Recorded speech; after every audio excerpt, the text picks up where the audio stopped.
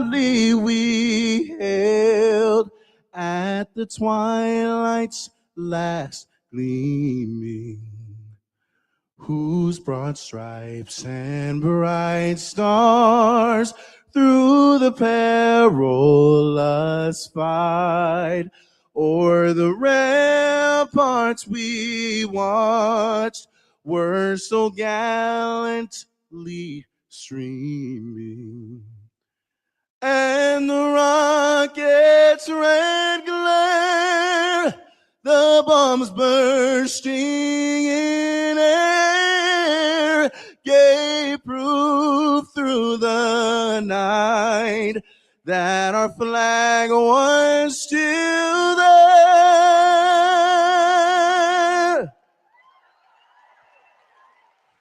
Oh, say does that star-spangled banner yet wave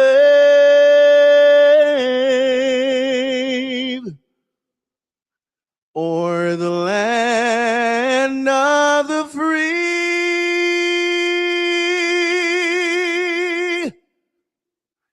and the home of the brave.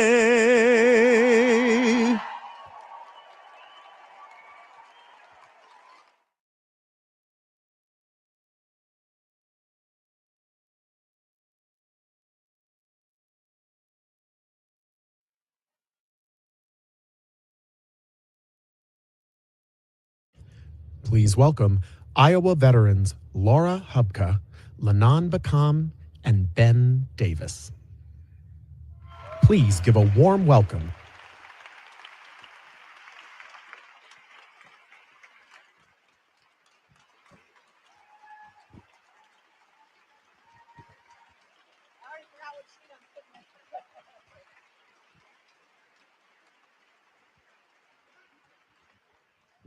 Okay, is this thing on? It is. Yeah. Hi, my name is Laura Hubka. I bet you can guess that. I'm here today to talk about Doge and how it's affecting all of us. Particularly for me, it's healthcare. I work in a tiny little rural hospital in northeast Iowa, about 2.5 hours from here. And I'd say 50% of the money that we take in comes from Medicare and Medicaid. We are one of the only hospitals in the area that does OB care because Iowa is becoming an OBGYN desert, thanks to somebody that sits at the Capitol here. And a lot of our doctors are leaving.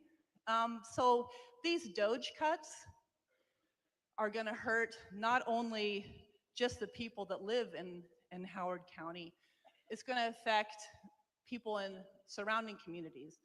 Being the only hospital that does OB, there's a lot of people that come from all over the place. And a lot of those people and pregnant women are on Medicaid. So when you cut that to 50% or 20%, then you're affecting me too and my job. So when they just randomly cut that money out, that budget's sitting up there right now, when they start cutting that money, it hurts real people.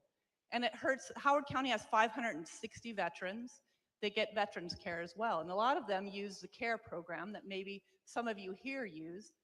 And that's going to cut our veterans care as well, because there isn't a place for veterans to go within an hour or 2 hours. And so when you cut that service for us, our veterans aren't going to have anywhere to go either. So I just want them to know that when you are cutting those services, you're affecting everyone. All across the United States and every hospital and little rural health care, we're losing them all over the state of Iowa. And this is gonna really hurt us if they cut those services. So, go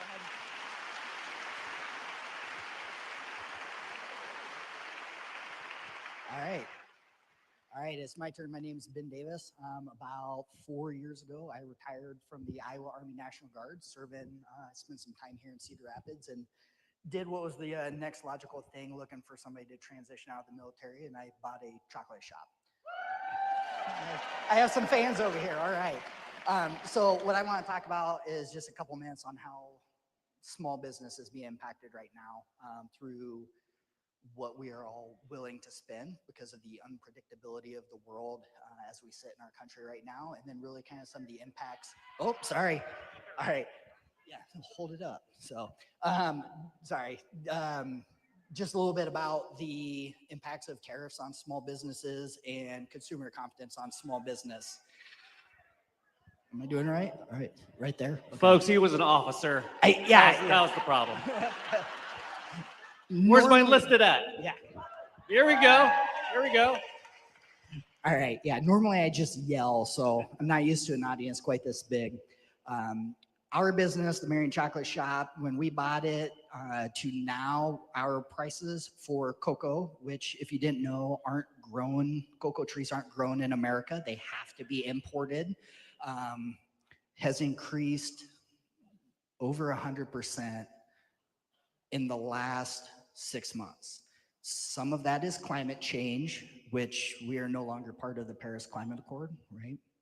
And then part of it is the fear of tariffs because everything has to get imported from Ivory Coast, West Africa, Costa Rica, Central America by way of Belgium.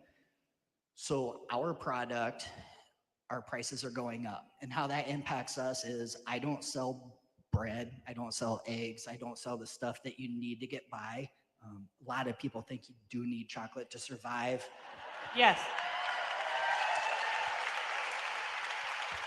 But at the end of the day, I know my product's a novelty, but how it impacts my family trying to live our American dream as small business owners is we either have to pass all of our costs on to you, our customers, our consumers, or we have to eat it. So if we end up eating the price, what that does is that doesn't allow me to sign one of our daughters up for volleyball camps, our other daughter up for camps at Theater Cedar Rapids to be part of this community. It stops us from reinvesting our money as a small business owner into this community. And then the cycle is just going to keep going and going. So tariffs are really bad for us. The unpredictability of the world and where money is going to come from and how much we're going to pay for basic necessities like transportation, groceries, that type of stuff is going to hit us hard. And as a veteran who's trying to live our best American dream, we're having a really hard time doing that.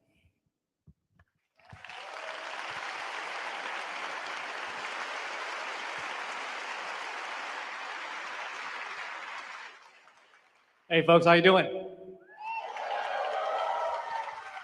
Y'all know Pete's coming up pretty soon, right? Let's do that again. How you folks doing? That's more like it. My name is Lanon Bacam. I'm a rural Iowan, born and raised down in Mount Pleasant, southeast Iowa. I'm also a veteran, served in the Iowa National Guard, enlisted. That's right.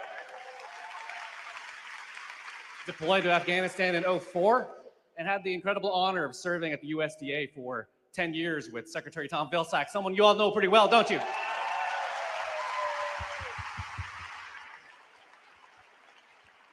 We've heard already from Laura and Ben these local impacts that are happening right now in this state, and it's devastating.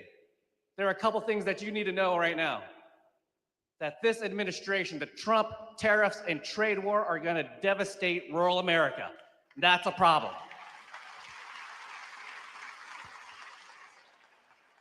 I don't know how many of y'all know this, but Iowa is the second largest export state for agricultural products in the country. Did y'all know that? It's a big deal.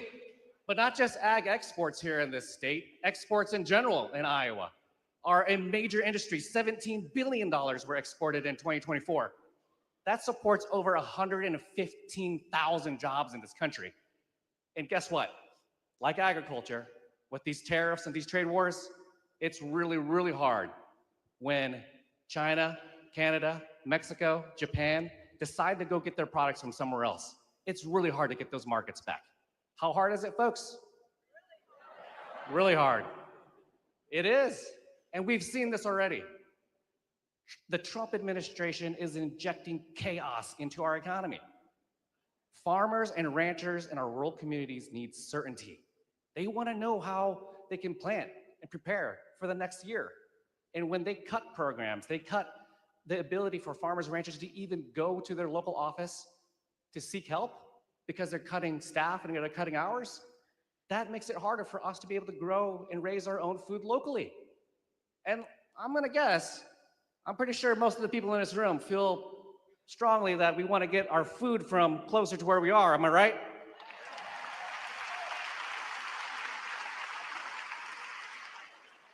So we know the Trump trade and tariff war is going to just be devastating for this economy here in Iowa. But there's also local effects domestically. This administration literally cut 2 programs that literally last year spent tens of millions of dollars. As a matter of fact, 2025, they're expecting they would have spent $11.3 million through the Local Food for Schools program and the Local Food Purchasing Assistance program. That is a program that allows schools to be able to buy food locally and bring it to their kids so they have fresh fruits and vegetables available to them. These schools, which have their budgets already pinched, use that program to make those budgets meet. The reality is this administration is making it harder for those schools to operate, making it harder for our rural communities to plan and prepare, and making it harder for our farmers and ranchers because they are not doing enough to support them. Is that what we want? I'd actually like to hear a little bit more from Laura if we can, because the healthcare piece of this is also really important in our state. Can you talk a little bit about the veterans that you may see coming in and the support that they need and receive from your facility? Sure. So, like I said, our hospital is a small rural hospital, but we bring in a lot of services: MRI, PET scans, we do ultrasound. We do a lot of things that some of our local other rural hospitals don't do. So a lot of people travel an hour or so to get to our hospital. And like I said, we're one of the only hospitals in the area that still does OB care. We do diagnostic mammograms. The other hospitals around me don't. They refer them to us. So cutting the services to us, it has a major impact on our economy as well. Because if I lose my job, I'm going to have to move somewhere else, and so will the other employees, 500.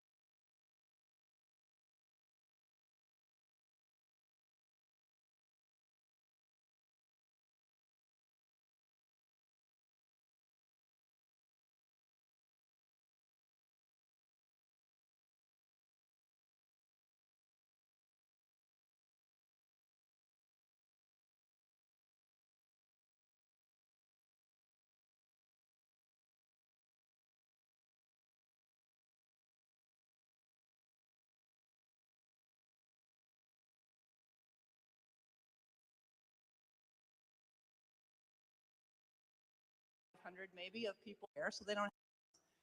So I can't believe every day. I try not to watch the news. I try not to listen to what's going on because I'm so incredibly mad.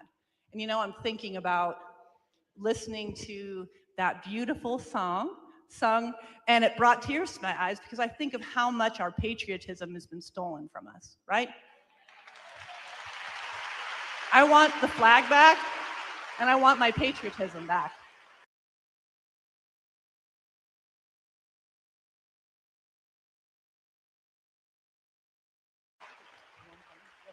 And go ahead. So to give you a very root of the PACT Act was sleep apnea. I have junk in my lungs from driving through so many burn pits while I was in Iraq and Afghanistan, diagnosed with something that is dangerous to my health. 9 months from the time the VA said, hey, this is what's causing you to snore real bad at night. This is what's making you so tired. 9 months of somebody saying, hey, this is what the problem is, to the time they actually got it. And that was a couple years ago, before we started looking at cutting 86,000 people from the VA healthcare, providers from the VA healthcare system. Only get worse, and it's going to be people like us and everybody that's sitting out here that I see a lot of veteran hats on, a lot of people that are impacted by this. It's just going to be longer and longer as we suffer from what we've done for our country, as our country isn't giving it back to us. Our current administration is not showing us the appreciation that we fought for.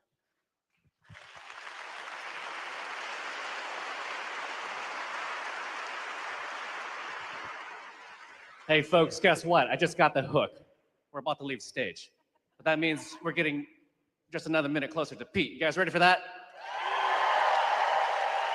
Hey, you learned. That was really good.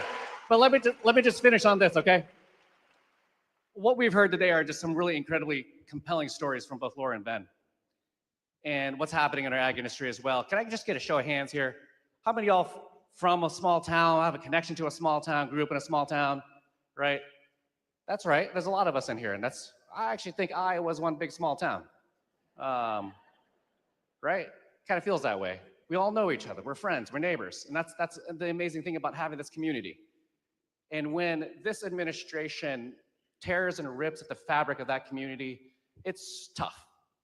Because in this state, as Laura was talking about, in my hometown, Mount Pleasant, these things are fragile. There might only be one hospital in a town, one post office in a town, one school in a town. And when you lose any of those components, your town starts to die. And we can't let that happen in this state. And that's why we need better leadership for our country moving forward. Thank you very much.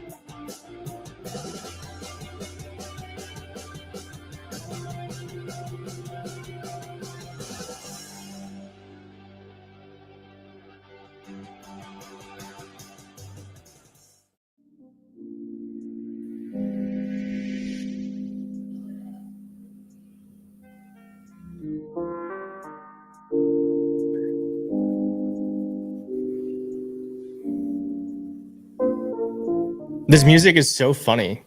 Hi, everyone. We're excited for Pete. Let's get some blue hearts in the chat for Pete Buttigieg. I'm very excited. I think we need to be doing all this sort of stuff. We have to be flooding the zone. It is so smart that Pete is in Iowa, holding a town hall, raising his voice, not literally, but figuratively, and making sure that folks know what's happening in this country. This is like incredibly important. And I think Democrats need to do all of the things. Go on podcasts, do town halls, go on Fox News, speak to voters anywhere and everywhere, because we have to raise the alarm that this is an emergency situation. Break glass in case of emergency. Well, we are breaking that glass because what's happening right now is not okay. Is not okay. And I'm really excited to see what Pete Buttigieg says. Looks like he might be coming out. We got someone here. I'm gonna shut up. Ta-ta, I'll be in the corner.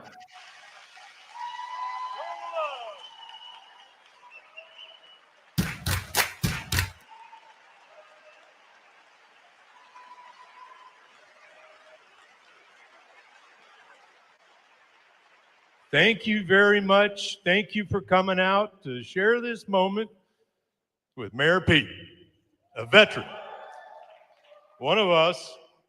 So we got a whole lot of veterans in the office here, and we've got their family members. We got people who love veterans, and tell you, there's a whole lot of energy going on right now. So as I flew in here, it's just a beautiful place. A lot of brown earth with veins of green, bright green going through it. And I just, I said, I get to do this. Now, we had a comment, how many people lived in small towns? I grew up in the military and we moved around a lot. But what was home for me, where my paternal grandparents were, small town in Weatherford, Oklahoma. About 4,000, but as a little boy growing up to be a teenager, working in there, I get it. I completely get it. And I thank each and every one of you for doing what you're doing every day and being here with us this afternoon. So I was asked to introduce myself in a different way, and it might sound familiar, the methodology, but so I retired as an infantry soldier. I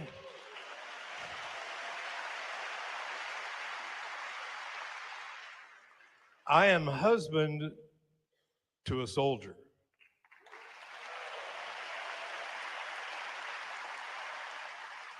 I am father to 3 soldiers.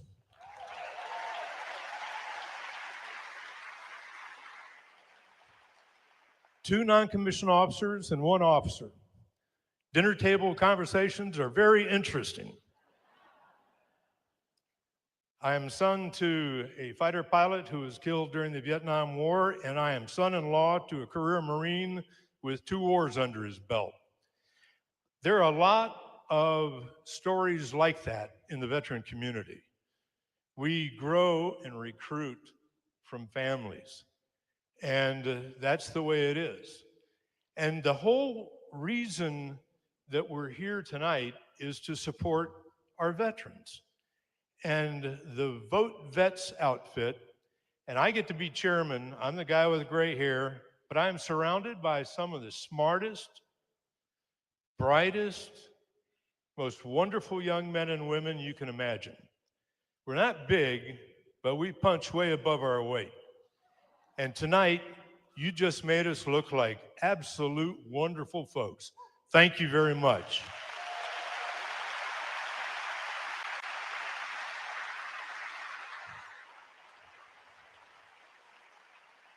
So, once upon a time, about 20 years ago, we had a Army captain and a political Democratic consultant get together and say, we need more members, more veterans in Congress. And our main mission is to get veterans elected to Congress. That's our main task.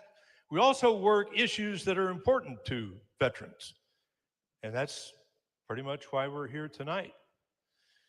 The 3 folks we had up here, your folks, they told stories about how this administration is impacting their lives. Those are 3 voices, but there are a lot of voices like that. And when Laura says doge, that's actually become a verb. People get doged. And that's why we're here tonight to support the veteran community and to do our very best to protect the men and women who are in the armed forces or who will be soon in the veteran category. That's why we're here. And there's a young lady in this room who came in wearing a t-shirt. T-shirt said, show up, stand up, and speak up. That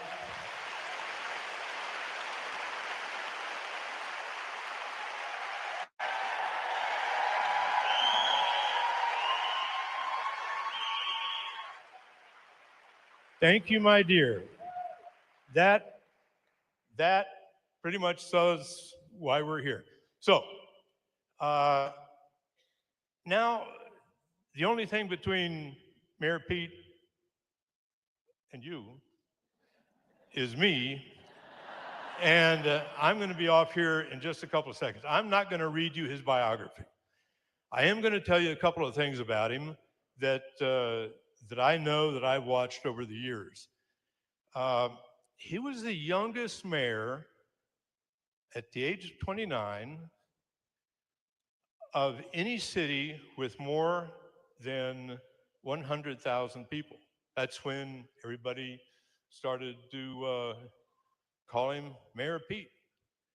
And he was called away in the middle of being a mayor to go to Afghanistan as a naval intelligence officer.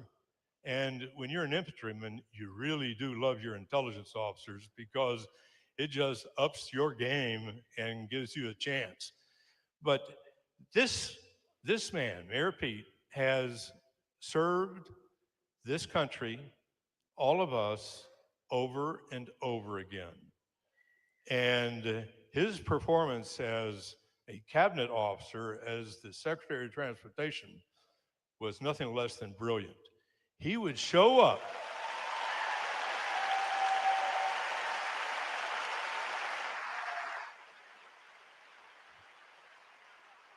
He would show up with that magnificent smile, and everybody just kind of felt a little bit more relaxed that somebody who knew what he was doing was going to help out. So, without further ado, a man I am most proud to be able to introduce, the man who gives service as a naval officer, as a veteran, cabinet member, and of course, Mayor Pete. Here we go. Woo! Hell yeah. Let's get some blue hearts in the chat for Mayor Pete. And let me know in the chat, do you prefer Mayor Pete with a beard or without a beard? What is your choice? Beard or without a beard? Think on that one. I think it's a contentious debate. All right, let's watch Pete. I'm going to turn into a little box.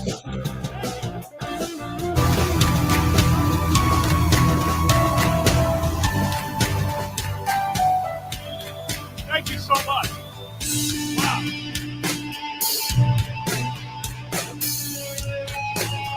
Thank you. All right. Don't I feel welcome here? Thank you so much.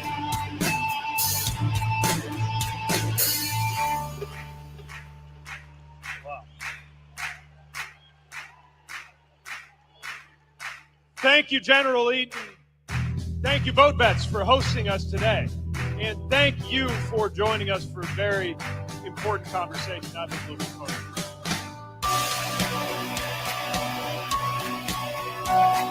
To the many people here who wore the uniform of this nation, thank you for your service.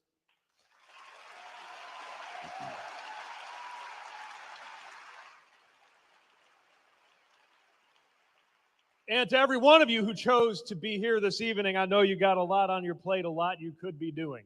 I can't thank you enough for joining me for this conversation. It feels really good to be back in Iowa.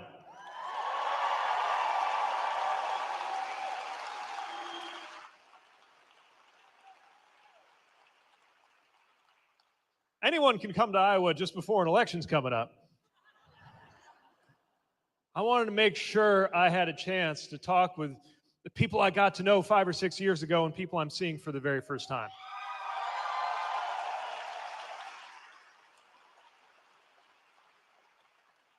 Last time I was in Iowa, or last time I was in Cedar Rapids, I was in my previous capacity as secretary bringing a few $1 million from the Biden infrastructure plan to fix up your airport.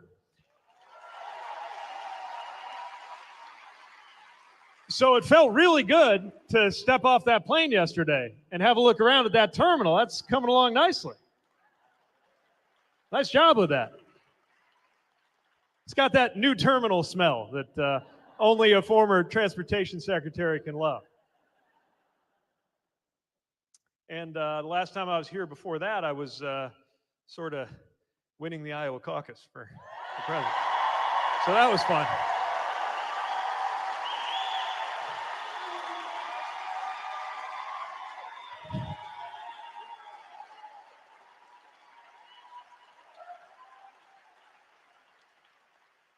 So thanks for that, too.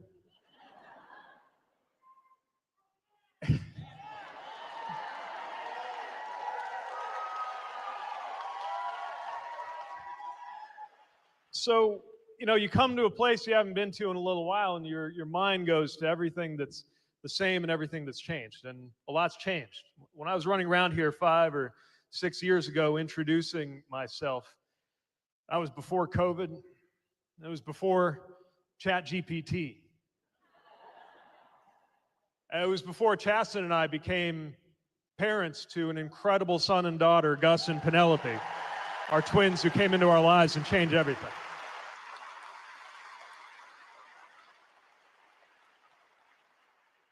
Other things haven't changed so much, including the fundamental importance and crisis of trust in our society and in our country. I believe it's never been more important. 5 years ago, I wrote a whole book about trust, and I think it's even more important now than it was then.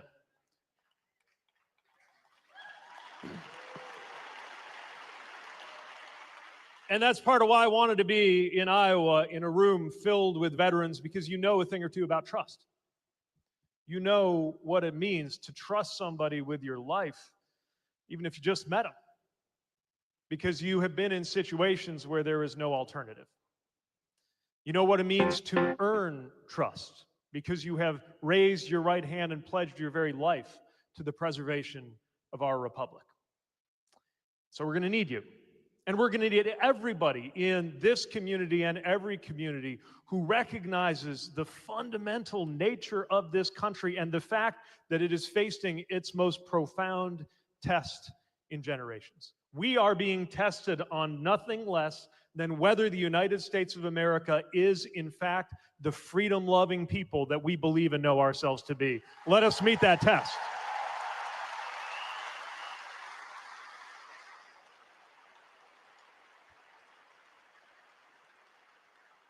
Let me be clear, that is not an academic concern. It's one that comes into our everyday lives. Because if this is a country where the government, the head of the government, or very wealthy men who advise and or instruct the head of our government with no accountability,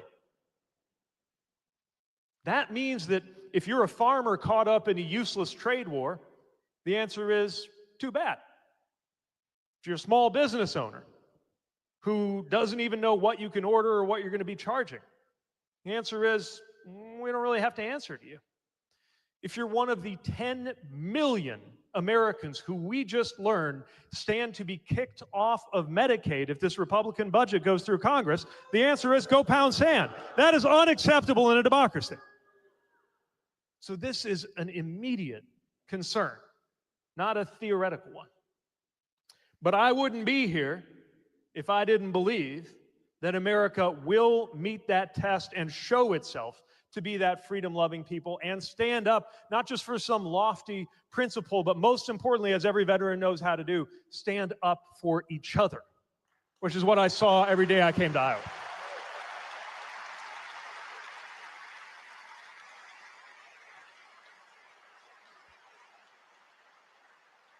That means recognizing what we must stand up against and, just as importantly, being clear about what we're for.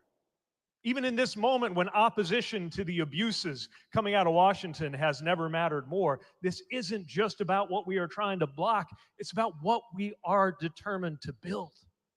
It's about what could be better, what will be better, if we follow the guiding lights of this country. And another thing that hasn't changed from when I was running around here 5 or 6 years ago is that I believe that rests on the principles of freedom, security, and democracy, correctly understood.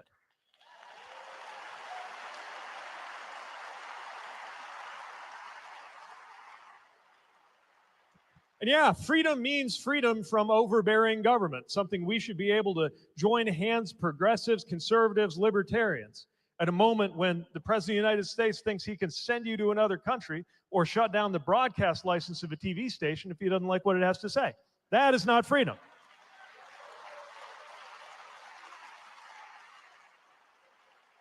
We have lost some freedoms in this country during this administration and the previous Trump administration.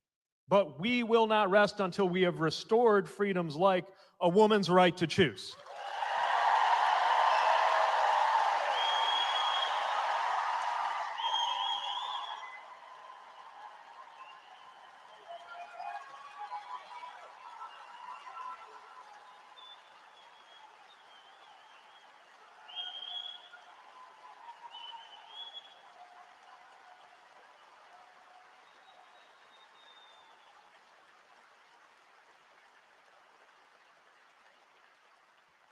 We have grown less secure as a country. There is no doubt about it. If the leader of the United States of America, the most powerful member of the human species, is considering taking a $400 million jumbo jet as a gift from a foreign government, that makes us less secure.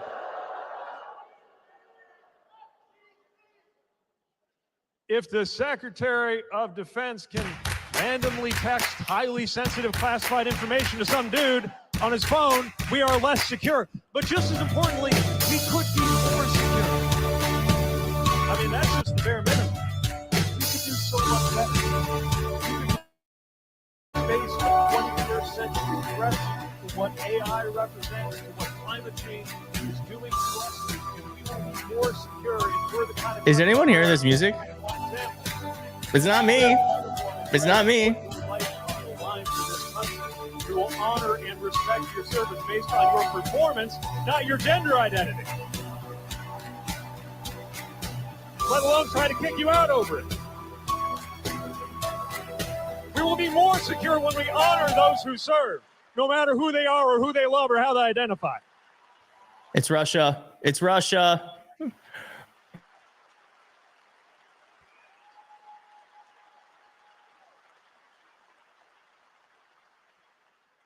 And democracy. We know what it means to be a better democracy or to have democracy slip through our fingers. We've never been a perfect democracy, but democracy is the most important thing about our country, and our country is the most important democracy in the world. We got to lean into that. So I wouldn't be here if I didn't believe that we could live up to that. That at the end of the day, the vast majority of people in this country understand that what makes America America is that the American people bow to no king.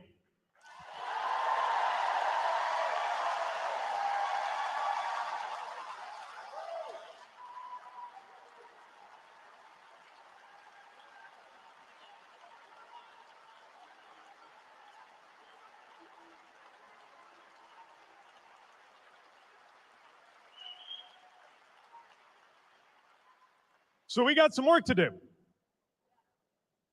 We have to make it clear right now, not waiting for some campaign cycle to play out, but right now, every day, talking to friends, and this is hard, talking to neighbors, talking to that uncle, who we really do love, but he's believing all the stuff he's seeing on Instagram, and we got to talk. It's talking to each other. And yes, it means getting the attention of your elected officials about the policies that they are allowing to go through. If we do that right, we're going to make ourselves proud of this now very difficult, very painful time in our country. A couple days ago, I was driving our son and daughter back from school, and we passed a supermarket near our house, which has a flagpole.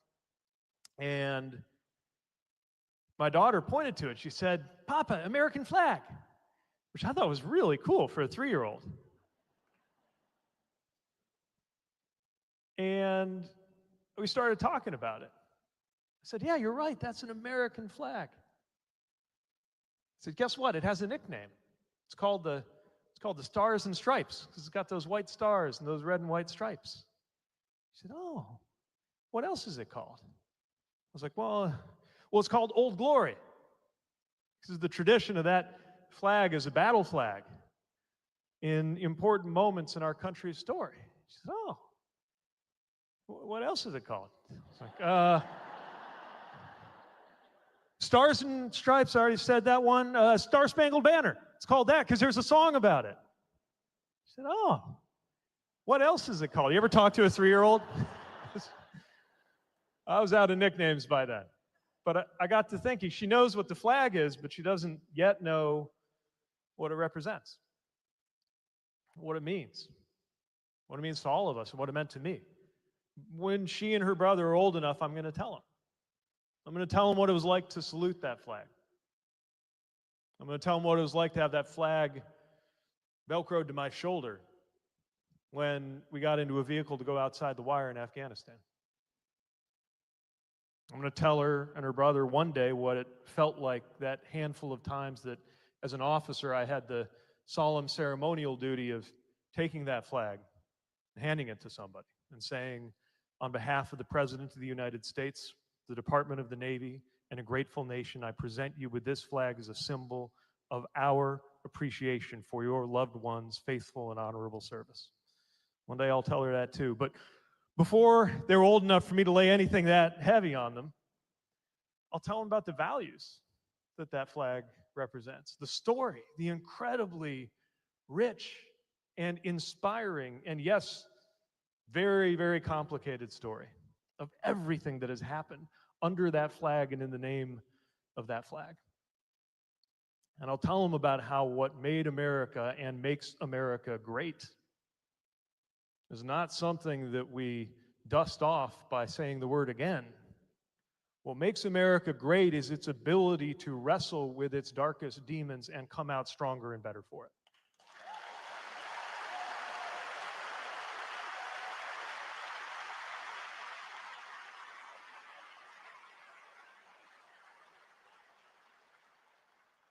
But that doesn't just happen. These times are painful, they are complicated, but so is every period of history that has ever inspired us. Every person we have ever been inspired by. They didn't do the things that made them inspiring on a perfectly calm, clear day. They did it in the face of headwinds. They did it in the face of pain. They did it in incredibly unstable and difficult moments. And so we're living in one of those. And that's not a fun thing. But in a strange way, it's a kind of a privilege. Because there will be no question that we, American citizens, in this moment, we're living in a time of enormous importance. That we would do our part to make sure that that flag and everything that is done in its name lives up to its promise.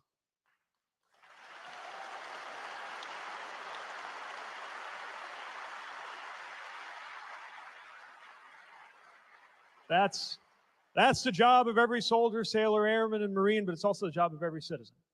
And citizenship plays out in so many ways, and this is one of them. So I'm excited to have a conversation with you. And with that, here endeth the monologue. The mics are going to go around, and I can't wait to talk to you about whatever's on your mind. Thanks again for coming here. Wow, an actual town hall. This is going to be cool. So, you got something to say or something to ask, put your hand up, and when I call on you, please say a word, your name, and where you're from, and right here in front of me. I'm going to start with you, sir. Right here, sir. Hi.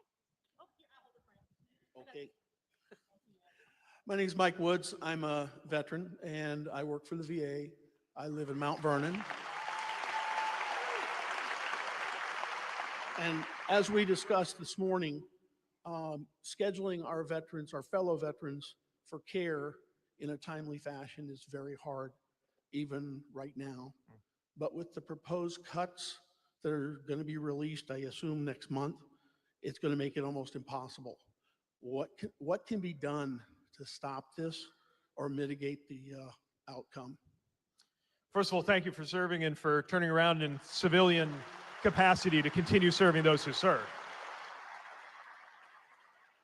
As you know, the services that the VA provides, they aren't a gift or a favor. They're America's way of keeping a promise to those who kept their promise to serve. And least we could do is make sure that it is actually possible to avail yourself of those services without, you shared earlier, it takes months to get things scheduled. And you live that. And as we know, the demand is rising.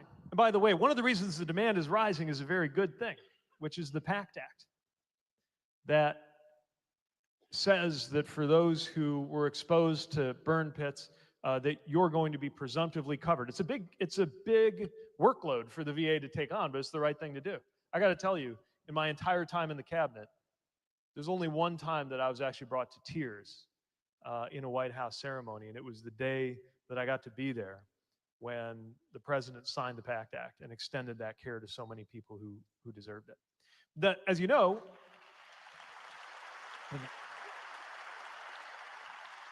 you don't have to be a VA professional or a political figure or much of an expert to know that if the workload is rising and you're cutting the personnel, you're going to have a problem. Cutting 80,000 people will, plain and simple, make it harder for the VA to execute its incredibly important mission. So what can we do about it? Well, to me, the most important thing right now is to apply pressure to anybody who's in a position to deal with it. And here enter the United States Congress. Now, right now, we may not be seeing a huge amount of courage from the president's allies in the United States Congress.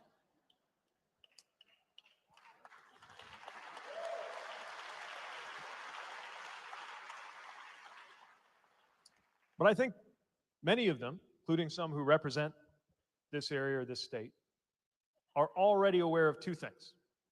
One, that these cuts are wrong, and two, that these cuts are unpopular. Unfortunately, they might actually care more about the fact that they're unpopular than the fact that they're wrong. Since they're both, this is an opportunity to get their attention. We're all here for this town hall. I can't help but notice that I'm not even elected official or running for anything. I'm here. I can't help but notice a lot of people who are elected officials aren't. There's a reason for that, right? They don't want to have to explain this stuff. Continuing to get their attention changes their incentives. And look, there's this sense of inevitability, of invincibility, right, that the president's trying to create. But it's not true. They'll back down. He'll back down when he screws up badly enough. Well, not as often as I'd like. But they change their mind all the time. They just change their mind about tariffs. What are the tariffs? 10%, 120%? I don't know. It's different every day. And I believe that they can be induced to change their mind about this if and only if there is more public pressure for a better policy.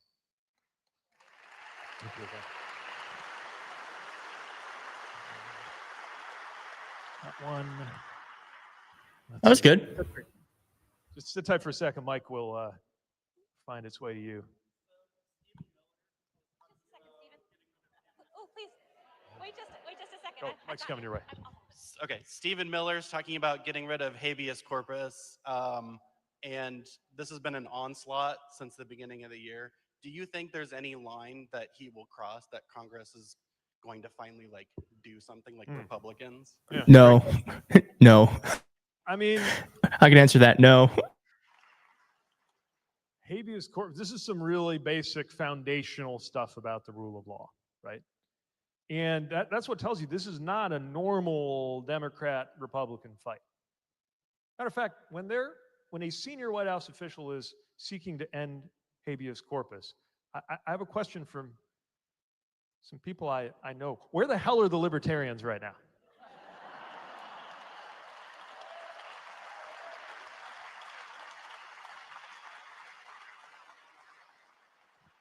I got libertarian or conservative friends who are against the Clean Air Act.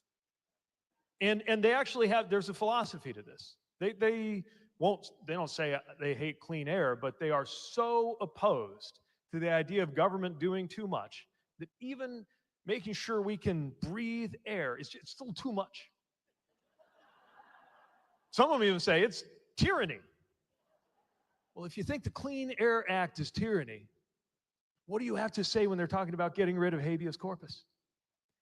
And once again, I am convinced that members of Congress in the president's party know that this is wrong. They also know where their bread is buttered. Right? They live in an environment where they have more to fear from the president of the United States than the people of the United States.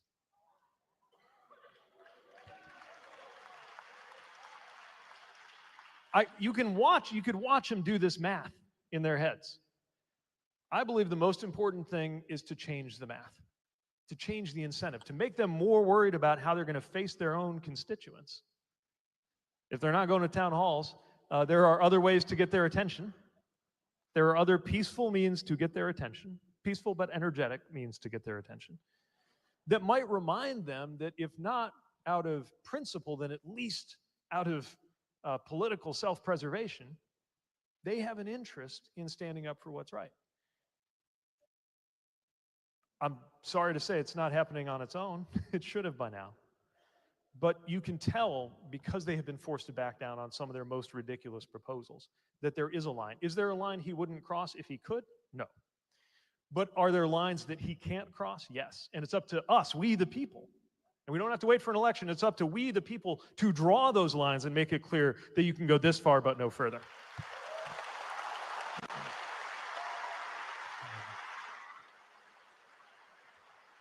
Here, purple shirt. Yeah. Hi, I'm Dorothy Army. I live in Brooklyn. Thank you. So you touched on this earlier about voting, not voting against something, but what are we voting for? Yeah. There's too many Democrats, and there's a handful of them that are fighting for us, but there's none of them that are saying, this is what we're fighting for you, and then following through when they're in office. That's what we need. And I think that's why we're in the situation we are, because there's too many people voting against the status quo. And we don't want our veterans, benefits to go back to what they were. We want them to be above and beyond, because Good question. We have people who are willing to work for it. And if the money is allocated correctly to the needs, to the actual needs of the people, then we're going to have better benefits for women, for marginalized people, for our veterans. Yes. That's what we need. And that's right. So my question was, how do we get them fired up to really serve us and hopefully we get it back soon, the power to do this. I think you're describing such an important point. This isn't, look, obviously there is a parade of horribles emanating from this White House and this administration. But look, there are a lot of people, we all have neighbors who voted for him. By the way, a lot of them don't even like him. But they said, maybe he's going to make me better off. Maybe he's going to just smash everything and come up with something better. He did, By the way, he did the first half, the smashing stuff up part, right? He did that. Just not the part where it makes us better off. And it is both politically and substantively wrong, in my opinion, if all my party has to say is, let's go back. I am not here saying we got to make things back the way they were in 2023. Look, the hard truth is, if our government, our politics, our society, and our economy were working, we wouldn't be here. Proto-authoritarian populist movements don't just come out of nowhere. They find fertile ground when things are not working. And again, in a room of folks who have served, you know this. You know how frustrating the old status quo with the VA was, even as incredible things were done to make it better. And one thing every veteran is an expert in is bureaucracy, right? We all know so much about paperwork. We've seen Americans at their best, but we've seen government at its most frustrating because we were part of the largest, most bureaucratic bureaucracy in the world, which is the United States Department of Defense. And yet, we can make us better off. So take the budget. And again, look, everybody's talking, including me, talking about the jumbo jet because I'm pissed off about the jumbo jet.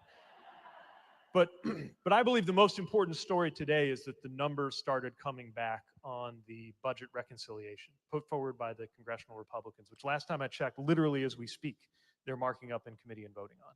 And it is literally a zero-sum game because the more they do this, the less there is for that. So yes, I am against the enormous tax cuts for the rich that they are pushing through.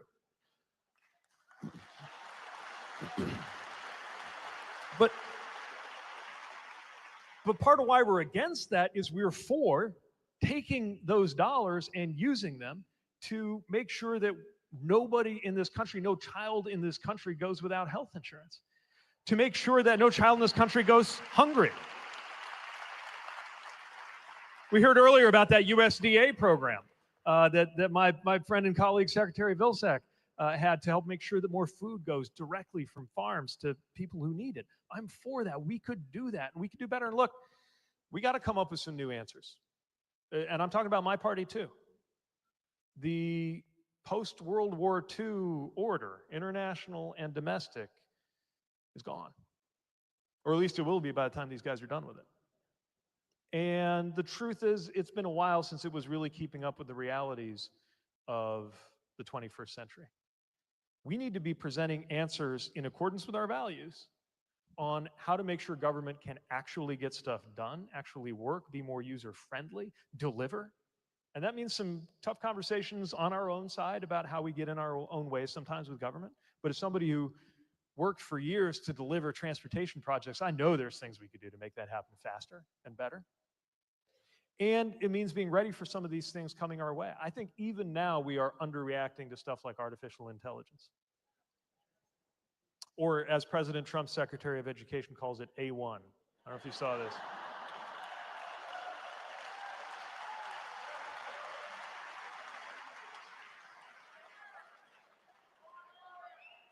She thinks there's something called A1, which means she doesn't understand that it stands for AI, which means she doesn't understand artificial intelligence.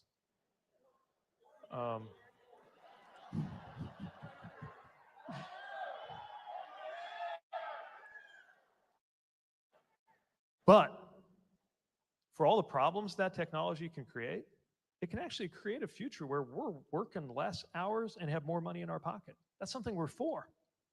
But it means making sure that the incredible gains that come from that technology, that we have a policy structure that gets a share of that out to the American people, instead of taking somebody from being worth $200 billion to $400 billion. That's what we're for, among other things. Let's see, right here. Okay, Tim Nash, Iowa Army National Guard, still serving. Thank you. So when I have a lot of conservative friends, especially since I'm still serving, talk with a lot of conservatives and kind of talk about what's going on with the Trump administration. And one thing that I hear is, yeah, we don't know what's going on with him. Nobody really wants to admit that he's just doing a horrible job. But a lot of people then say, God, but the Dems are just horrible right now. Nobody trusts them, and they're just in the toilet. So, and you wrote, I haven't read your book yet. It's in my Audible library, Trust. But I guess my question is, how do we get the American people to trust in the Democratic Party again, as a party of the working person, as a party of veterans, and as the party of patriotism? How do we do that? Yeah.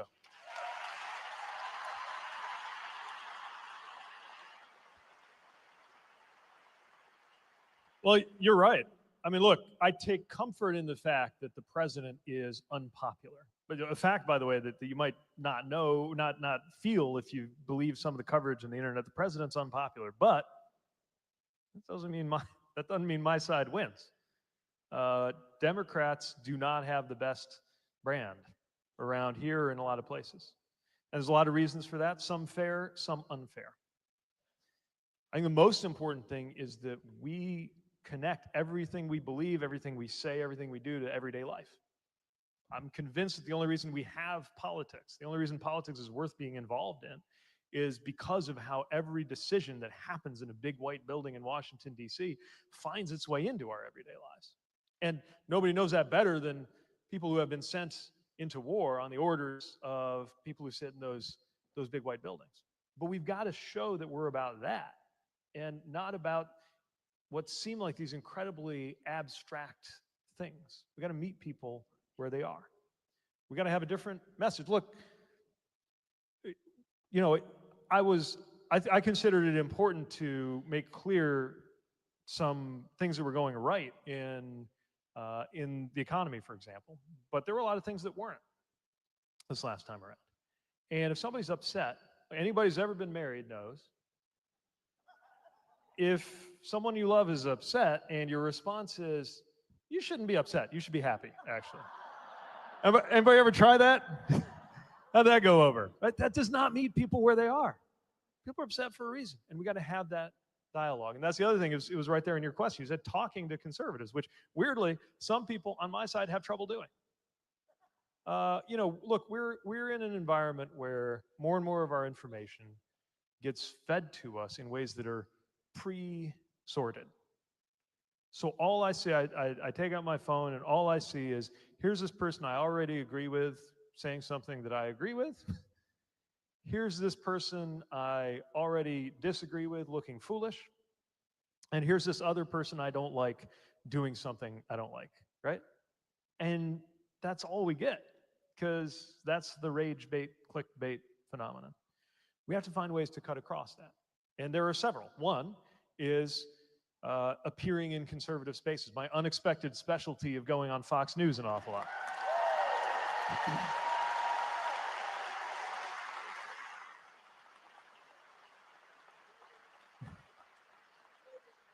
Podcasts. I'm doing a lot of podcasts. I've never done a 3-hour podcast before. But there are all these sources of information that our friends who think differently than we do about politics are getting information from, that frankly are not subject to the editorial standards of a newspaper. And that makes it all the more important to get in there and present a different way of looking at things. And then the last thing I'll say, offline. We're gonna have conversations that are offline. That's what this is. I mean, we'll probably take some of this and put it online, but just human beings being around each other. It sounds like the most basic thing. It happens in a military unit. I mean, it happened in my vehicle. I was in a conversation with people with radically different politics and racial and economic backgrounds. Sometimes felt like the only thing we had in common was that flag. But precisely because of that, we got to understand each other, and I felt I got to understand the country better. We need to seek that out in neighborhoods, in faith communities, in rooms like this. And it's one of the things I'm determined to do in the months and years ahead. Thank you. Let's see.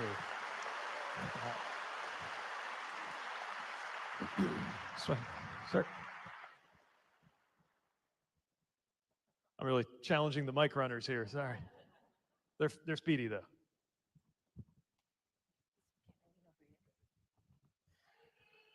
Mr. Secretary, Scott Phones, Iowa Democratic Veterans Caucus Chair for the state. Thank you. And an Air Force veteran.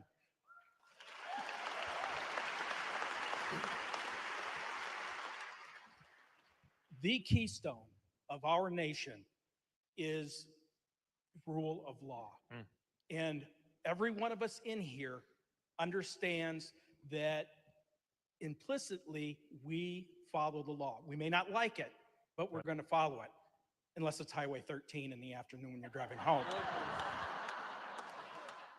That being said, we have an element of due process.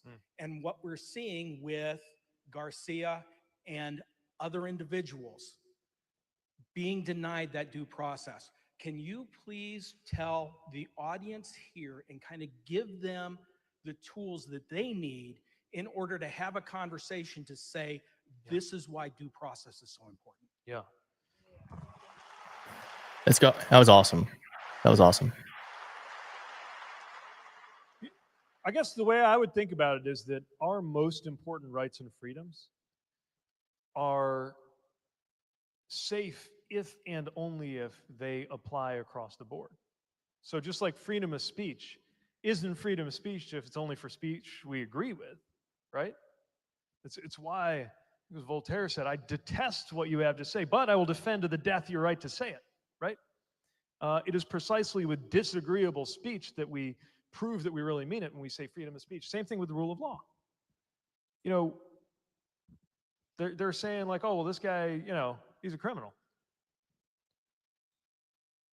The whole point is that No one person, least of all, no one politician, gets to decide that you're a criminal. Who decides? We have a process. We have laws. That's what due process is. You're not a criminal because the head of the government of the country you live in says you're a criminal. Then, if that is the way it works, we are not a nation of laws.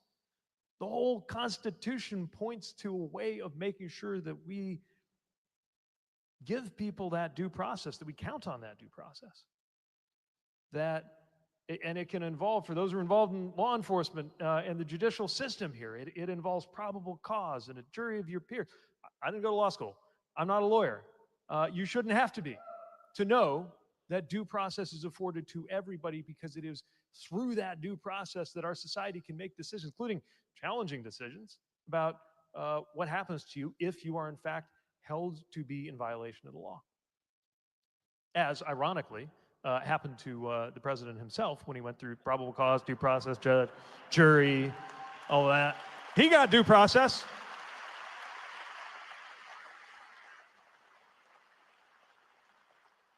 So should everybody else. That's how I think about it. All right, we're getting some votes for, sir.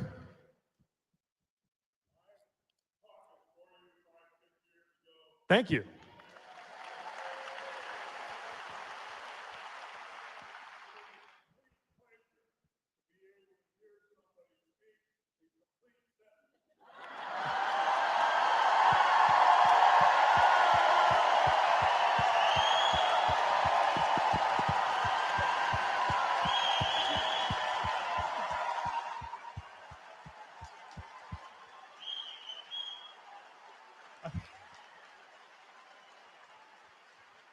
I do my best.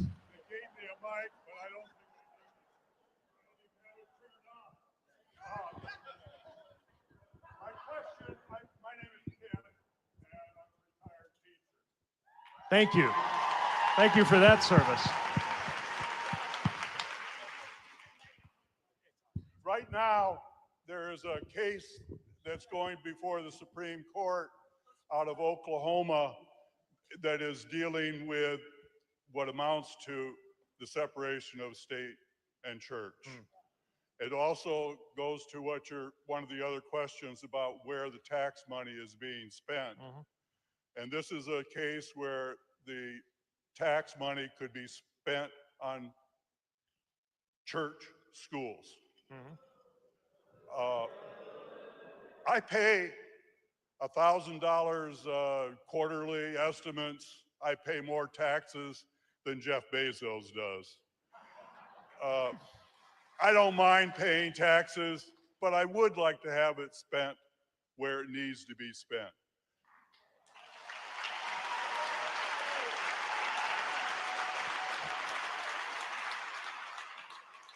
I would like you to speak about the separation of church and state and tax money being spent on public schools.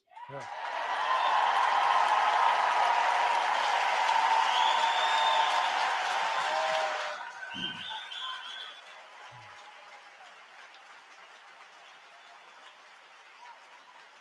Amen.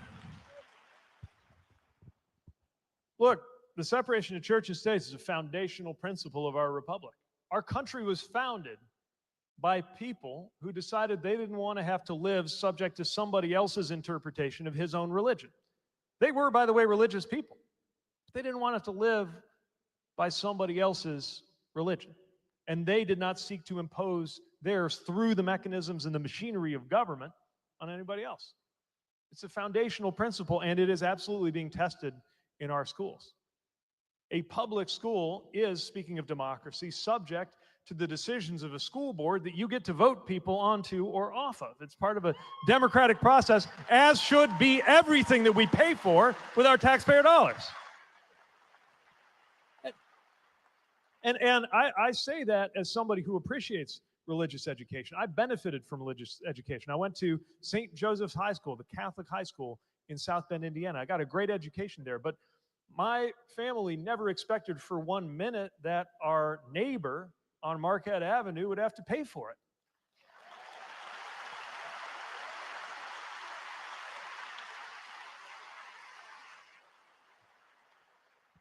And this is just one of many things going before the courts that affect what's going on in our schools. This other case about being able to take your kid out of this or that one, basically line item veto on any lesson that is completely, just in practical terms, completely unmanageable.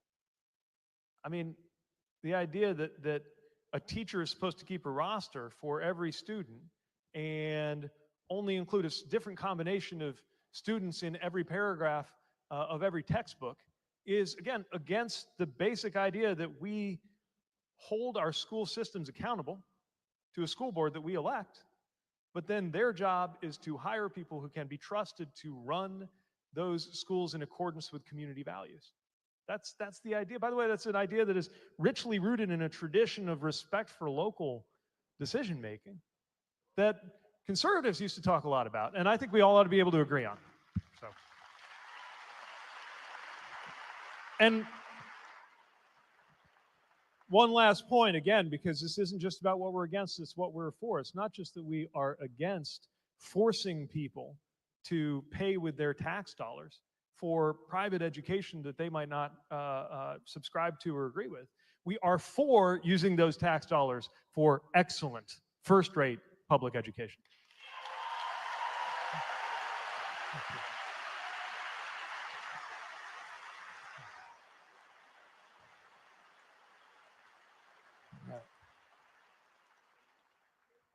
All right, right here.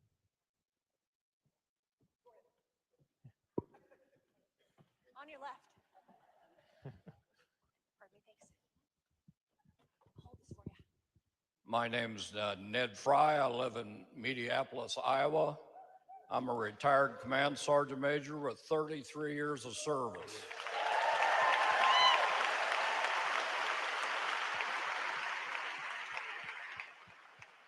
"18 veterans a day commit suicide.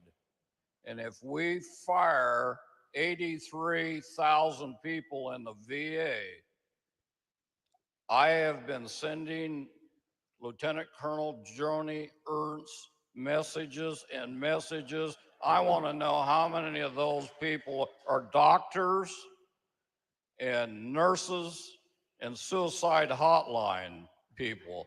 And I got one other thing to say. At least I know what the Declaration of Independence is. It is not a love letter. Say that. Say that.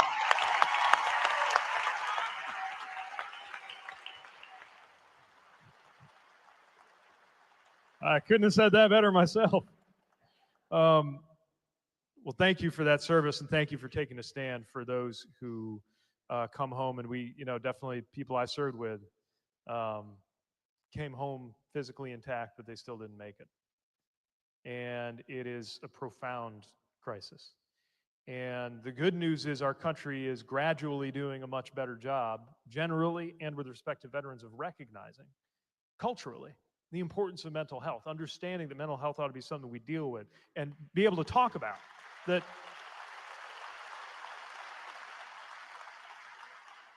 someday you could talk about having a experience with depression or bipolar disorder the same way that you can talk about you're getting ready to have a knee replaced. We, as a country, are not there yet, but we've come a long way.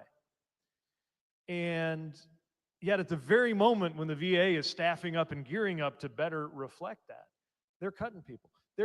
I met with someone at the VA earlier today who was explaining how part of what they've done is when there was a vacancy, like a physician moves on, they're getting ready to hire another one, they eliminate it. And that way they can say it's fully staffed, but they've just reduced the number of people who can serve our veterans. They made cuts that impacted the Veterans Crisis Line. Why in the world would the Trump administration cut a literal lifeline for America's veterans? Thank you. All right, folks up front. Yeah.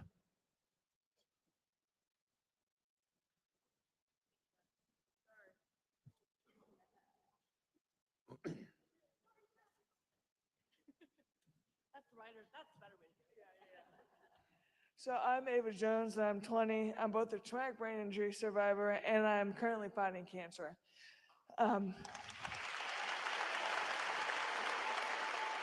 The type of cancer I have, Hodgkin lymphoma, is very well researched and has saved my life. The research has saved the chemo, has saved my life.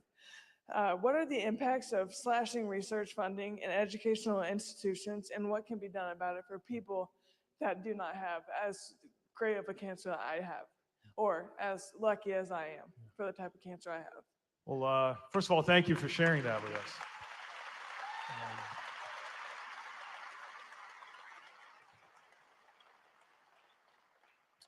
And I imagine you just picked up a whole bunch of people who are rooting for you in your recovery and your future.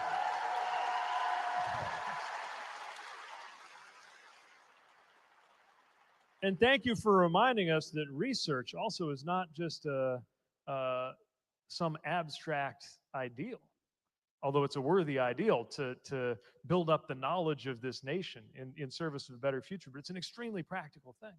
So many of the most important developments that we rely on, from cancer treatments to the internet itself, came about because the American taxpayer, through entities from DARPA to the National Institutes of Health, funded that kind of research that saved lives, that is saving lives. And we'll never even know just how many people were benefited or even saved by that. A great nation is one that aspires to lead the world in that kind of research. Again, not merely out of national pride, though we have a lot to be proud of in the advancements that have been funded by the American taxpayer, but because it makes everyday life better, because it makes everyday life possible. And I believe in the kind of, talk about what we're for, not just what we're against. Obviously, we're against randomly and cruelly slashing important research programs. We're for what this country could be, can be, has repeatedly shown itself to be at its best, leading the way, because that becomes a gift to the entire world. The entire human species benefits when the American people make that kind of research possible.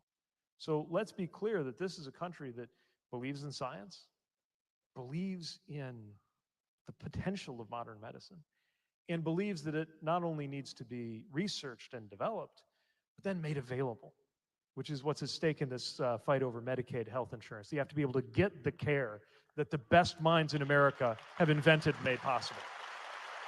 Thank you again for sharing your story. Stay strong. Front and center.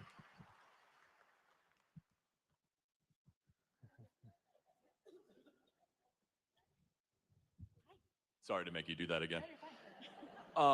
There is a bill that the Republicans are currently putting out there that I don't think is getting enough kind of publication when it comes to everybody, and that's the SAVE Act.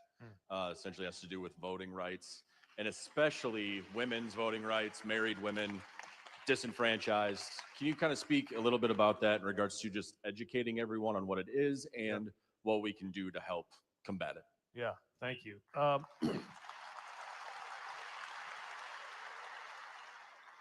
So one thing that my Republican friends come up with from time to time is stuff that sounds really good on its face until you really look into it. All of us believe that only eligible citizens should be able to vote in American elections, which is why that's already the law.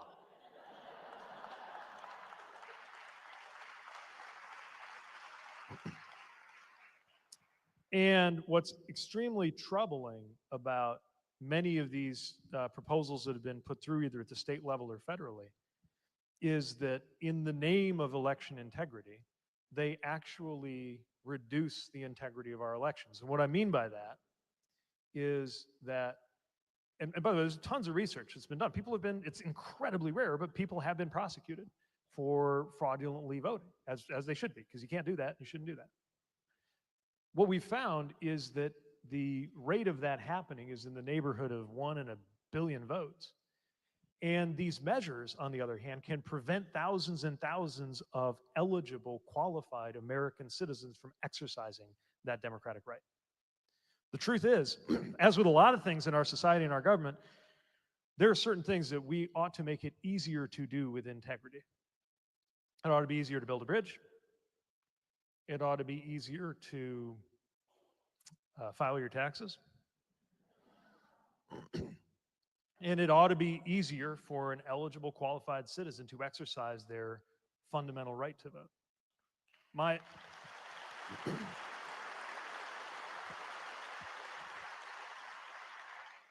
So some legislation that will prevent 5 or 10 fraudulent votes out of a billion, but also prevent thousands and thousands of Americans from voting is, in my view, a distortion of our elections. And it's one I think they wouldn't be really into if it weren't something they thought might benefit them politically, which is really, I believe, what this is about. By the way, if you really want to have election integrity, one thing I would do is establish as a principle, as a right, that you shouldn't have to wait more than an hour to cast your vote.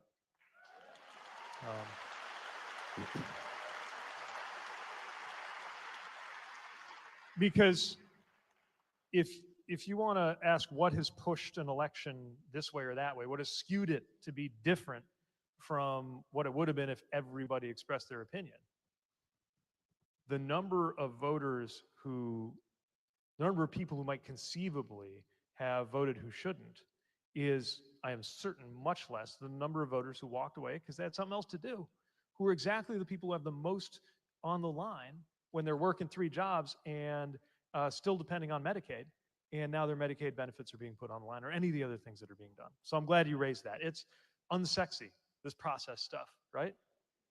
It's unsexy, but it's incredibly important. Because at the end, like, it's the process that makes our republic what it is. If we don't have that, we're just another country out there, which I'm afraid is what the president thinks we are. Yeah. Yeah.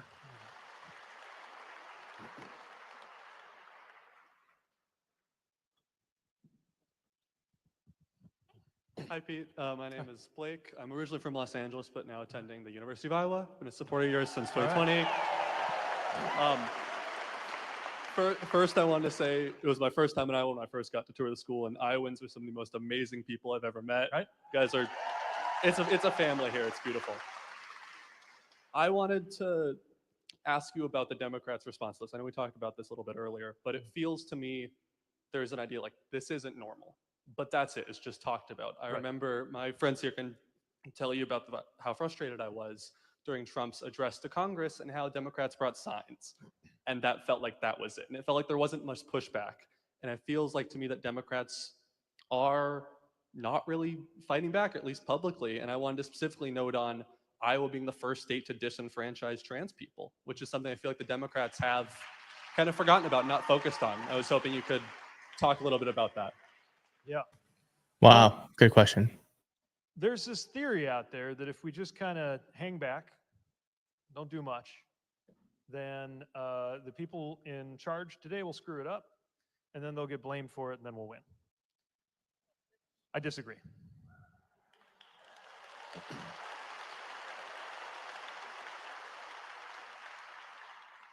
First of all, while I agree that they will screw it up, I disagree that we should let them.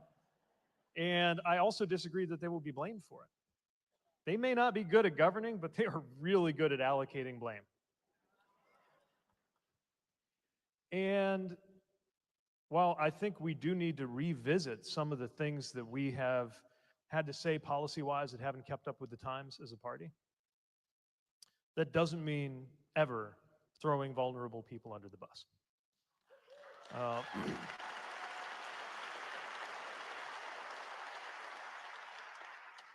Americans may have questions about how to make sure sports are safe and fair, which I get. But Americans also understand that your gender identity shouldn't affect whether you get to vote.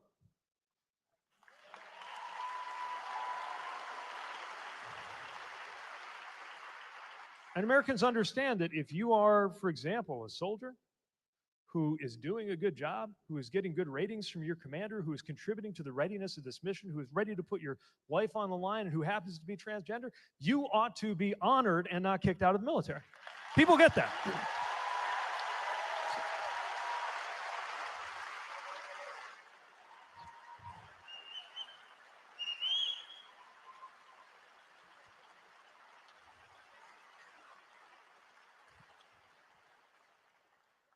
And I also think deep down, I have to believe that most Americans get that whatever group happens to be disfavored at the moment, it's always somebody, that the kinds of politicians, left, right, or center, who get ahead by stepping on their faces, nothing good comes of that. So we got to be strong in our values and strong in our opposition and equally strong in what it is we are proposing to do next, which I think is the part that seems to come hardest to us right now. I see this whole debate in my party. It's all about, well, it's all about him. It's all about how much to accommodate him or how to oppose him. And I get it. It's very much something that consumes our attention. But we need to be a little more in touch with our first principles and what we would do if he never got into politics. What would we be doing if we were in charge? That's what people need to know. And through that, then our opposition makes a little more sense. And we should not be afraid to oppose ferociously all of the abuses that are coming from these folks in charge right now. Thanks for coming. There. Yep.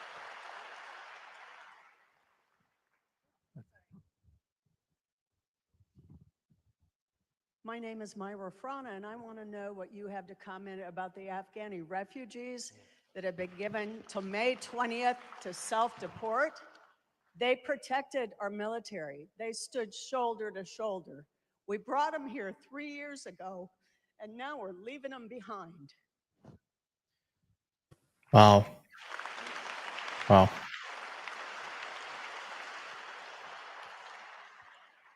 Yeah, these Afghans, they put their lives and their families' lives on the line to stand with us. They live in villages and places where they could be killed just for being suspected of having cooperated or sometimes talked to an American.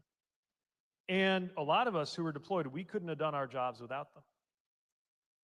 And by the way, they're just incredible people. We had a couple translators and Afghan well, folks we worked with at great risk to their lives who were, so we started this fantasy football league. I'm not a huge football follower, but you get bored out there sometimes, you pick up new hobbies and habits. It was amazing. They'd never seen a football game in their lives, but they loved America. They loved the guys they were serving with. They actually wound up generally doing better than the rest of us because they didn't sentimentally imagine that they could outsmart the machine. They just went by the numbers, you know?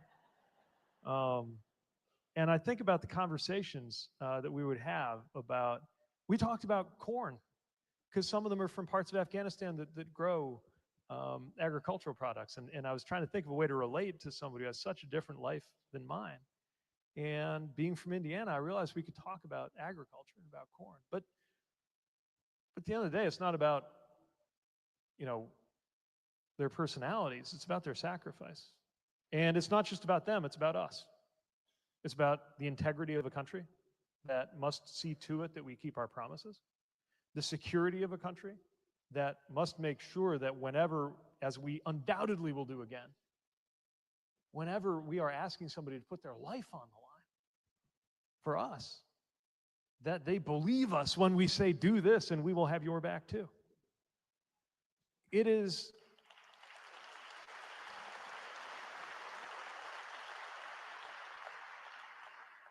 a security imperative, it is a moral imperative, and it is just plain the right thing to do, to take care of these refugees. And the idea that you just kick them out, not to mention so many others. And we're, by the way, the level of vetting that these people go through to come here, the level of process that goes into that. The church I belong to in Michigan was involved in resettling some of these folks who, by the way, they're really smart and really talented and really have a lot of grit, tend to do very well when they get set up here. They work hard and they contribute. They're not looking for favors. They're looking to contribute, just as they did over there, putting their lives on the line to help America as we were in their country. America is poorer and worse off without them. And again, these vetted individuals from not just Afghanistan, but a lot of countries are being turned away. We can do better than that. And we need to.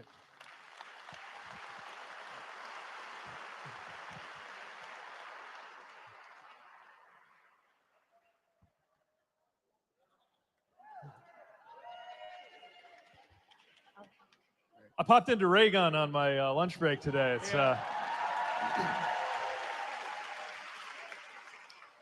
They still got it. Hi, I'm Bryce. I'm 19.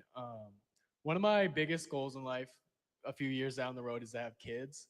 And I feel like the way things are going now, I feel a lot of people my age are scared to have kids and bring them into the world, especially with like rewriting history in the classes and like mandating Bibles in public school and all the other things that we could sit here and name. So my question is, what can we do to make the future of the next generations to come safer?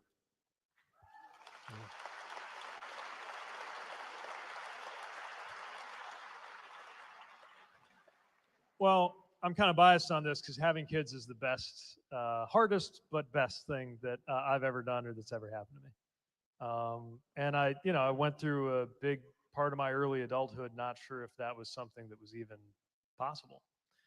Because when I came of age, getting married wasn't even an option, let alone getting married and having kids. And we went through a whole, like a lot of adoptive parents, we went through a whole roller coaster of fits and starts and heartbreak. And one day got the call, and next day we were holding him in our arms. And it's the most incredible thing.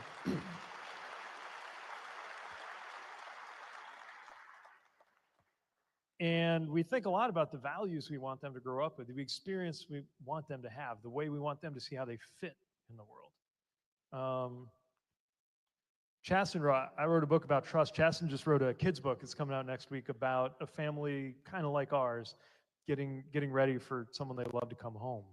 And it's just one part of how we're trying to raise them with the right values and above all, make sure they know they're loved. It's why I'm doing this. It's funny in a way. Part of what I think I'm going to tell them when I'm telling them about the flag, like I said earlier, is that even though I didn't know it yet, and even though they didn't exist yet, they were part of the reason I did all that. And I think that's what each of us who participates in society and in civic life and in politics and perhaps in the military is really doing it for. It's for who comes next. And we also have to do this with some perspective. I know it can feel like a complicated or even bleak time, but our country's been through some stuff. We could be maybe a little bit too precious about things like political violence and unlawful behavior by those in charge. I had the great honor of getting to know John Lewis before he passed away.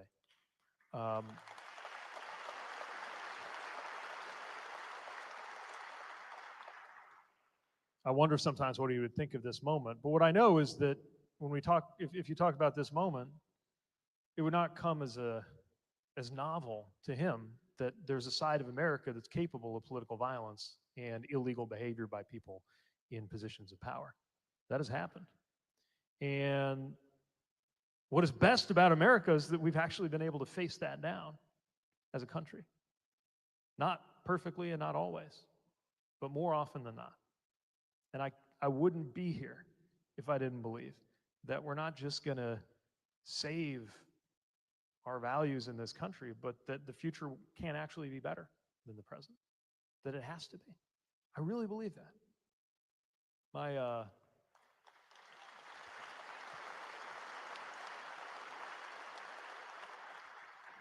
Talk about generational change. I used to tell my parents that I kind of envied them being young in the 60s.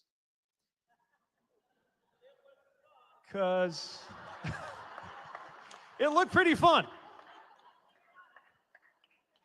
And the music and the culture and the protests, it just seemed, I romanticized it. I still do in a way. But after hearing me say that one too many times, my mom sat me down and said, like, it was terrible. A lot of things about it were terrible. People we looked up to were getting assassinated. My friends were being sent to the Vietnam War. We didn't know what was going to happen to our country. And we romanticize a period like that now because we know that some amazing things emerged from that. And we know that in so many of the most important struggles of that moment, we were as a country able to beat back some of our worst demons. And I think the 2020s might be like that. I envision a conversation where I'm talking to the kids when they're old enough to say, what were you doing in the 20s? I want to say we stood up, we spoke up, we came together, and that's why your life is better now. We have to make it happen.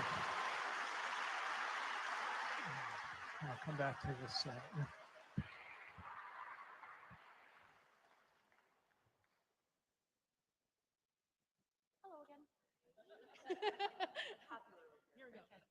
Hi, my name is Mary Pat Hansen. I'm a retired teacher. Thank you. I always consider the Democrat Party the party of inclusivity, right? We cover and stand for a lot of marginalized groups, underserved groups. But I think we're missing a group. My best job I ever had is as a mom. And so I have a 21-year-old son. And there's this group of white young men between 18 and 25 who we are not reaching, right? And my son totally understands his white privilege. So kudos to you two young men that are here today. Thank you. Yeah. So my thought is to tell people who have nephews, grandsons, sons, how do we draw that group in? Because their frontal lobes are not developed yet. We all know that, right? And so some of the Trumpism stuff, they think is cool or funny. So how do we get that group of young men to feel like they belong to the Democratic Party? Because I feel like that's one of the groups that we do not reach out to enough. Yeah. Well,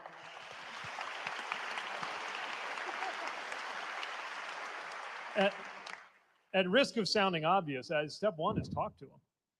And those conversations need to happen. A lot of them are online. A lot of these, I taught a day a week. I was at the University of Chicago this spring. And I'd always do a show of hands with the students and ask them where they got their information. And this won't be a revelation to younger folks who are here. I asked them what percentage of, how many of them, I always started with television because that's how I'm used to getting my news. How many of you get your news by watching a television? You real? Okay. You might be the first person I've met. Do you actually watch television on a television? And all your friends are saying that's really weird. It's like retro.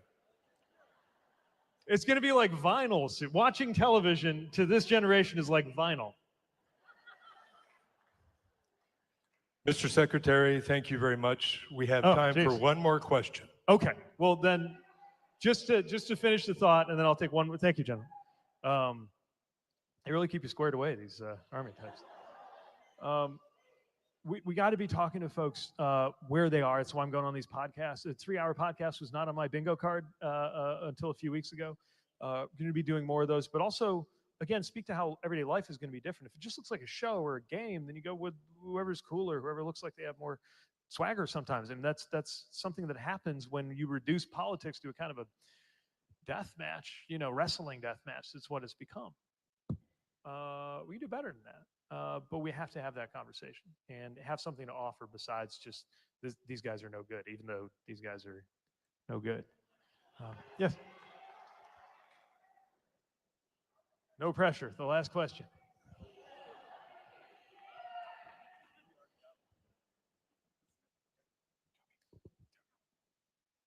My name is Brittany McDonald. I'm a University of Iowa graduate student in social work.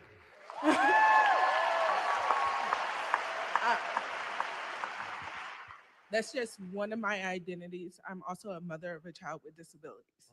So my question is, how can we, as a nation, bring in the disability community when it comes to policy? They're often an afterthought. Yeah. And it's something that I am strongly passionate about, fighting for the right, not only my son, but everybody with disabilities. So what can we do? Thank you.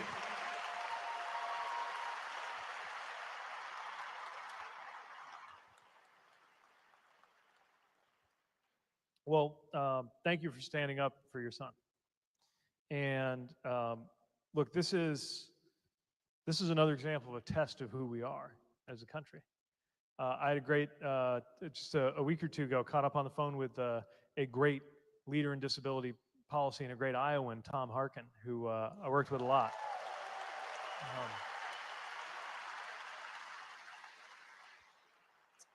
And one of the things I'm proudest of that we did during my time in transportation was things like a rule to make sure that airlines had to treat passengers with disabilities better than they do, including wheelchair handling. As I'm sure you know, Americans with disabilities are the biggest category of Americans recognized by civil rights legislation. And as I'm sure you also know, when we do right by people with disabilities, that doesn't just benefit a disabled American, it benefits the community, the country, the family, whether it's transportation, making sure that the conference or the wedding that somebody couldn't go to if they were unable to go because of some barrier, making sure they can contribute, or whether it's just making sure we're the kind of community where everybody has a place and has belonging. That makes us better, everybody better. And of course, it makes disabled Americans better off. Plus, and this is something that gets too often overlooked, a great many Americans who aren't part of the disability community today will be. So many of us will age into disability. So we're doing right by everybody when we do better. Now, I've been troubled by what I've seen, including the new administration looking ready to roll back some of the work that we did. Airlines that responded to the wheelchair rule by suing. But I know that this is something that Americans understand, because the other thing about the disability community is it cuts across every category of geography and income and race, you name it. And talk about folks who have a lot on the line. If they throw people off CHIP or cut Medicaid, or make it more difficult to get in-home care, let alone the accommodations out there in our transportation systems and our communities that, by the way, make it possible for so many disabled Americans to work as well as to live well. It is the right thing to do, and it reflects well on us. And maybe a great note to end on, because the one thing that I see both in the ethos of a veteran and in the culture of the Midwest, I'd like to think universal American culture, but definitely in the Midwest, is this determination to stand up for each other. And whether it's the teachings of my faith that whatever you do for the least among us is how you make yourself useful, is the very stuff of salvation, or whether it is the democratic principle that everyone has an equal vote, no matter your wealth or your standing or your story, or the good old-fashioned Midwestern idea that you're not better than anyone. We're all in this together.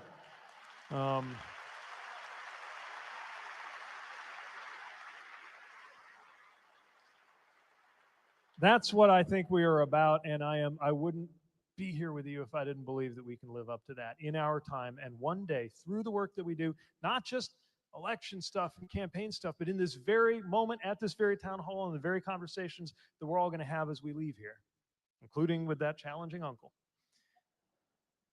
that we will put ourselves in a position to look back on the 2020s with pride rather than regret. So thank you for being part of that. Thank you for the warm welcome back to Iowa. And we'll meet again. Thanks very much.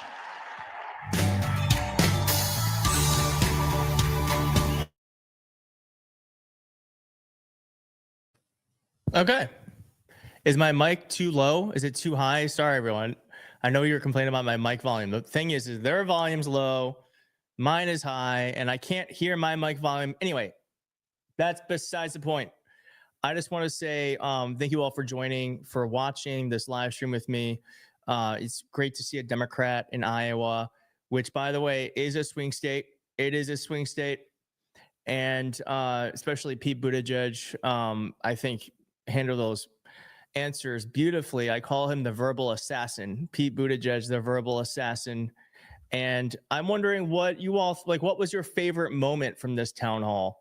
I've got mine. My favorite moment was when that woman was just asking about the Afghan people who were here as refugees and being asked to leave. I actually didn't even know that was happening. And it's just like, that is just, it just goes to show how overloaded we are by Donald Trump and all the depravity he's putting us through, that I follow the news all the time, and I didn't even know that was happening. So, okay, my mic volume is good now. Okay, great. Thank you for bringing us the verbal assassin. Love him. Yes, I did a video on this. Trump fell asleep talking and standing, for Christ's sakes. Yeah, that's the best we've got right now in America. That's the best we got. Oh, someone wrote this. Well, I'm not always the biggest fan of your takes. Lives like these are what keep me subbed. And I'm like, thanks. I think. I do know that friend of the channel, Adam Mockler, is actually in the crowd. I bet you he's going to do an interview with Pete, which is awesome.